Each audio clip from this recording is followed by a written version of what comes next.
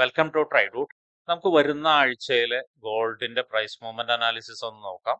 അതിനുവേണ്ടി വീക്കിലി ചാർട്ടാണ് എടുത്തിരിക്കുന്നത്. Weekly chart എടുത്തതിന്റെ പ്രധാന ഉദ്ദേശം ട്രെൻഡ് ഐഡന്റിഫൈ ചെയ്യുക എന്നുള്ളതാണ്. വീക്കിലി ചാർട്ടിലോട്ട് നോക്കുന്ന സമയത്ത് നമുക്ക് മനസ്സിലാവുന്ന ഒരു കാര്യം എന്താണെന്ന് വെച്ചിട്ടുണ്ടെങ്കിൽ, കഴിഞ്ഞ കുറച്ച് ആഴ്ചകളായിട്ട്, ഏറെക്കുറെ 7 ആഴ്ചകളായിട്ട് മാർക്കറ്റ് വളരെ സ്ട്രോങ് ആയിട്ടുള്ള ഒരു അപ് ട്രെൻഡ് ആണ്.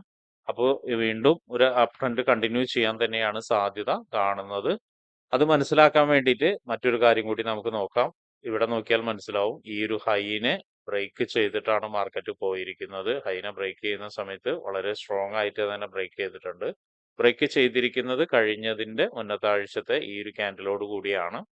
അതിനുശേഷം ഈ കഴിഞ്ഞ ആഴ്ചത്തെ ക്യാൻഡിൽ മുകളിലോട്ട് നല്ല സ്ട്രോങ് ആയിട്ട് പോയി. സ്ട്രോങ് ആയിട്ട് പോയതിന് ശേഷം നോക്കിയാൽ കാണാം, കഴിഞ്ഞതിന്റെ മുന്നത്തെ ആഴ്ചയിലെ ക്യാൻഡിലിന്റെ ഹൈയുടെ താഴെയാണ് ക്ലോസ് ചെയ്തിരിക്കുന്നത്. അതായത് മാർക്കറ്റിന് നല്ലൊരു സെല്ലിംഗ് പ്രഷർ ഉണ്ട് എന്നാണ് മനസ്സിലാവുന്നത്. അപ്പോൾ ആ സെല്ലിംഗ് പ്രഷർ ഒരുപക്ഷെ താഴോട്ടേക്ക് ഇറങ്ങി വന്നതിന് ശേഷം ഒരു സപ്പോർട്ട് എടുക്കാൻ വേണ്ടിയായിരിക്കാം. അങ്ങനെയാണെങ്കിൽ പ്രധാനപ്പെട്ട ഏരിയാസ് വീക്കിലി ചാർട്ടിൽ മാർക്ക് ചെയ്യേണ്ടതുണ്ട്. നോക്കിയാൽ മനസ്സിലാവും, ഇവിടെ ഒരു ഇംബാലൻസ് ഉണ്ട്, അതിനെ നമ്മൾ മാർക്ക് ചെയ്തിടുന്നുണ്ട്. പിന്നെ താഴോട്ടേക്ക് വരുന്ന സമയത്ത് ഇവിടെ ഒരു സപ്പോർട്ട് ഏരിയ ഉണ്ട്. സപ്പോർട്ട് ഏരിയ എന്ന് പറയാനുള്ള ഒരു കാരണം, ഇവിടെ ബ്രേക്ക് ചെയ്തിട്ടാണ് മുകളിലോട്ട് പോയിരിക്കുന്നത്. അപ്പൊ ഇതിനെ ഒരു സപ്പോർട്ടായിട്ട് മാർക്ക് ചെയ്തിടുന്നുണ്ട്.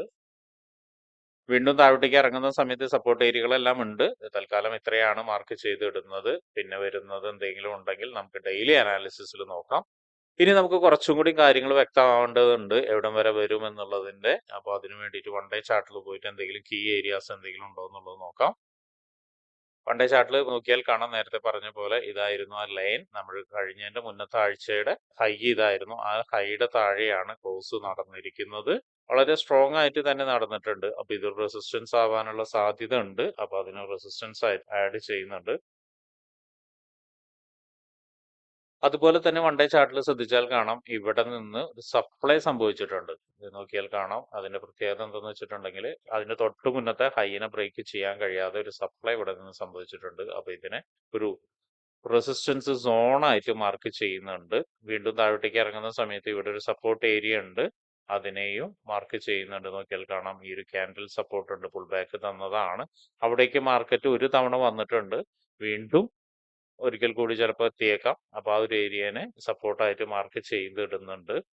വീണ്ടും താഴോട്ടേക്ക് വരുന്ന സമയത്ത് നമ്മൾ നേരത്തെ പറഞ്ഞ ഒരു ഏരിയ എന്ന് പറയുന്നത് ഇവിടെയാണ്. ഇവിടെയും നമ്മൾ ഒരു സപ്പോർട്ടായിട്ട് മാർക്ക് ചെയ്തിടുന്നുണ്ട്. അപ്പൊ ഇത്രയാണ് ഡെയിലിയിലെ പ്രധാനപ്പെട്ട ഏരിയാസ് മാർക്ക് ചെയ്തിടുന്നത്. ഇനി നമുക്ക് 1 അവറിൽ പോയതിനു ശേഷം എൻട്രി സാധ്യതകൾ എന്തൊക്കെയാണെന്നുള്ളതൊന്ന് പരിശോധിക്കാം. 1 അവറിലേക്ക് വരുന്ന സമയത്ത് നമുക്ക് മനസ്സിലാവുന്ന കാര്യം, ഒരു ട്രെൻഡ് ലൈൻ ഇവിടെ ഫോം ചെയ്തിട്ടുണ്ട്.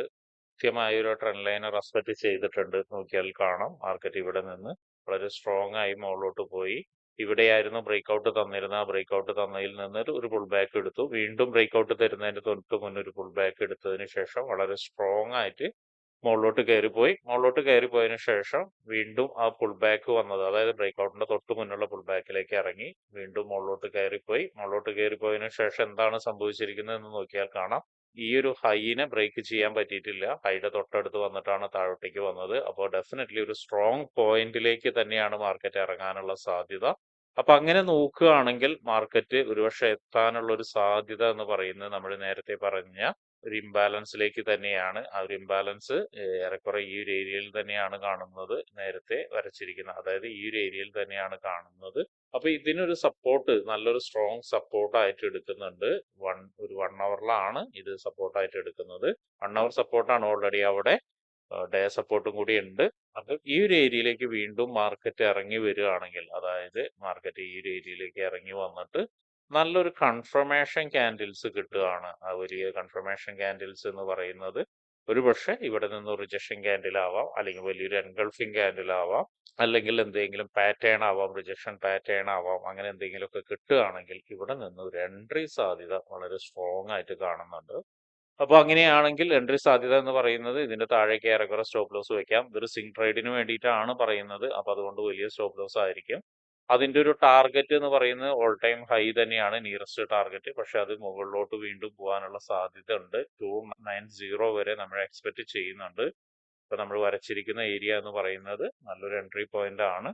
അപ്പോൾ അവിടം വരെ എത്താനുള്ള 2990 എത്തുകയാണെങ്കിൽ വലിയൊരു പിപ്പ് കളക്ഷൻ കിട്ടും. ഏറെക്കുറെ 1340 പിപ്പ് കളക്ഷൻ ഉണ്ടാവാനുള്ള സാധ്യത ഉണ്ട്. അല്ലെങ്കിൽ 1335 40 ഇടയിലുള്ള ഒരു പിപ്പ് കളക്ഷൻ ഉണ്ടാവാനുള്ള സാധ്യത കാണുന്നുണ്ട്. കാരണം വലിയൊരു ടാർഗറ്റ് കിട്ടുന്ന ഒരു ഏരിയ ആണ് അവിടെ. അപ്പൊ അതൊന്ന് നോട്ട് ചെയ്ത് വെക്കുന്നത് നന്നായിരിക്കും. ഇനി മറ്റൊരു കാര്യം എന്ന് പറയുന്നത്, ഇപ്പൊ നമ്മൾ പറഞ്ഞ പോലെ തന്നെ നോക്കിയാൽ കാണാം മാർക്കറ്റ് ഇപ്പൊ നിൽക്കുന്ന ഒരു ഏരിയ ഒരു റെസിസ്റ്റൻസ് ഏരിയയിലാണ്. ഈ ലൈൻ എന്ന് പറയുന്ന വീക്ക്ലി റെസിസ്റ്റൻസ് ഏരിയ ആണ്. അപ്പൊ ആ റെസിസ്റ്റൻസ് ഏരിയനെ ബ്രേക്ക് ചെയ്യുകയാണെങ്കിൽ ഡെഫിനറ്റ്ലി അവിടെ വന്ന് ബ്രേക്ക് ചെയ്തിട്ടുണ്ട്, ഒരിക്കൽ കൂടി താഴോട്ടേക്ക് ഇറങ്ങി വരികയാണ്. മാർക്കറ്റ് ഇറങ്ങി വരികയാണെങ്കിൽ ഇവിടെ നിന്ന് ഒന്ന് ഇറങ്ങി വന്നിട്ട് ചിലപ്പോൾ ഒരു റിട്ടസ്റ്റിന് വരും. അങ്ങനെ ഒരു റിട്ടസ്റ്റിന് വരികയാണെങ്കിൽ ഇവിടെ നിന്ന് ഒരു സെൽ എൻട്രി നമുക്ക് എക്സ്പെക്ട് ചെയ്യാം. സെൽ എൻട്രി എക്സ്പെക്ട് ചെയ്യുന്ന സമയത്ത് നമ്മുടെ മിനിമം ടാർഗറ്റ് എന്ന് പറയുന്നത് ഈ ഒരു ലോയാണ്. ഈ ഒരു ലോയിനെ ബ്രേക്ക് ചെയ്ത് വരാനുള്ള സാധ്യത കൂടുതലുണ്ട്. അപ്പൊ ഇവിടെ നിന്ന് 884 നിന്ന് അതുപോലെ തന്നെ 865 വരെ വരാനുള്ള സാധ്യത എന്തായാലും കാണുന്നുണ്ട്. അപ്പോൾ അവിടേക്ക് എത്തുന്ന സമയത്ത് ഇവിടെ നിന്നൊരു സെൽ എൻട്രി എടുക്കുകയാണെങ്കിൽ അവിടേക്ക് എത്തുന്ന ഒരു ഓപ്പർച്യൂണിറ്റി ഉണ്ട്. അപ്പൊ അതൊന്ന് ഓർമ്മ വെക്കുക. ഇത് ഡെഫിനറ്റ്ലി ഇത് ബ്രേക്ക് ചെയ്യുന്ന സമയത്ത് നേരത്തെ പറഞ്ഞ പോലെ ഈ 2 പോയിന്റിലേക്ക് എത്താനുള്ള സാധ്യത വളരെ കൂടുതലാണ്. അപ്പോൾ ഏറെക്കുറെ 2855 വരെ വരാനുള്ള സാധ്യത വളരെ കൂടുതലായിട്ട് കാണുന്നുണ്ട്. ഇനി ഇവിടെ വന്നതിന് ശേഷം വലിയൊരു ക്യാൻഡിൽ വന്ന് ഒരു ബ്രേക്ക് തരികയാണെങ്കിൽ വീണ്ടും താഴോട്ടേക്ക് ഇറങ്ങാം. അങ്ങനെ താഴോട്ടേക്ക് ഇറങ്ങുകയാണെങ്കിൽ നോക്കിയാൽ കാണാം നമുക്ക് ഇവിടെ ഈ ഒരു ഏരിയ മറ്റൊരു അടുത്തൊരു സ്ട്രോങ് ആയിട്ടുള്ള ഏരിയ ആണ്. മുൻപും പറഞ്ഞിരിക്കുന്ന ഒരു ഏരിയ തന്നെയാണ് 820 എന്നുള്ളത്, മുൻപും പറഞ്ഞിട്ടുണ്ടായിരുന്നു. ഇതിന്റെ പ്രത്യേകത എന്ന് പറഞ്ഞാൽ നോക്കിയാൽ കാണാം ഇവിടെ നിന്ന് ഒരു ബ്രേക്ക് തന്ന് മാർക്കറ്റ് മുകളിലോട്ട് പോയിട്ട് ഈ ഏരിയനെ ഇതുവരെ റീടെസ്റ്റ് ചെയ്തിട്ടില്ല.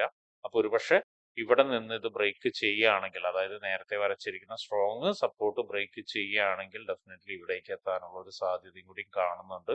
വീണ്ടും ഇതുപോലെ തന്നെ ഒരു പാറ്റേൺ വലിയൊരു ക്യാൻഡിൽ വെച്ച് ബ്രേക്ക് ചെയ്ത് വീണ്ടും വരികയാണെങ്കിൽ 2790 വരെ എത്താനുള്ള അടുത്ത സാധ്യത ഉണ്ട്. ഇതിന്റെ ഒരു പ്രത്യേകത എന്ന് പറഞ്ഞാൽ ഹയർ ടൈം ഫ്രെയിമിൽ ബ്രേക്ക് തന്നതാണ്. അതായത് പ്രീവിയസ് ഓൾ ടൈം ഹൈ ആയിരുന്നു, ഇത് പ്രീവിയസ് ഓൾ ടൈം ഹൈ ആയിരുന്നു. അപ്പൊ ഇതിന് ഹയർ ടൈം ഫ്രെയിമിൽ ബ്രേക്ക് ചെയ്ത് തന്നതാണ്. അപ്പൊ അവിടേക്ക് എത്താനുള്ള അടുത്തൊരു സാധ്യതയും കൂടി കാണുന്നുണ്ട്. അപ്പൊ അതും ഓർമ്മയിൽ വെക്കുക. ഓർമ്മയിൽ വെക്കുക എന്ന് പറയുന്നത് ബ്രേക്ക് ചെയ്യുന്നതിന് ഒരു കണ്ടീഷൻ പറഞ്ഞിട്ടുണ്ട്. വലിയ ക്യാൻഡിലോടുകൂടി ബ്രേക്ക് ചെയ്യണം, അതിൻ്റെ ഒരു ഫോളോ ത്രൂ കിട്ടണം എന്ന് പറഞ്ഞിട്ടുണ്ട്. എന്നാൽ മാത്രമേ ട്രേഡ് എടുക്കാൻ പറ്റുള്ളൂ. അതുപോലെ തന്നെ ഇവിടെ നിന്നും പറഞ്ഞിട്ടുണ്ട് നല്ലൊരു ക്യാൻഡിൽ കൺഫർമേഷനോ അല്ലെങ്കിൽ പാറ്റേൺ കൺഫർമേഷനോ ഉണ്ടെങ്കിൽ മാത്രം ട്രേഡ് എടുക്കാൻ ശ്രമിച്ചാൽ മതി എന്നും പറഞ്ഞിട്ടുണ്ട്. അപ്പൊ ഇത്രയാണ് ഈ വരുന്ന ആഴ്ചയിൽ ഗോൾഡിന്റെ പ്രീ മാർക്കറ്റ് അനാലിസിസ് വരുന്നത്. എന്നും പറയുന്ന പോലെ തന്നെ അനാലിസിസ് എന്ന് പറയുന്നത് 100% ശരിയാവണമെന്നില്ല. നമുക്ക് അവൈലബിൾ ആയിട്ട് കിട്ടുന്ന റിസോഴ്സിനെ വെച്ചിട്ട് ചെയ്യുന്ന പരിപാടിയാണ്.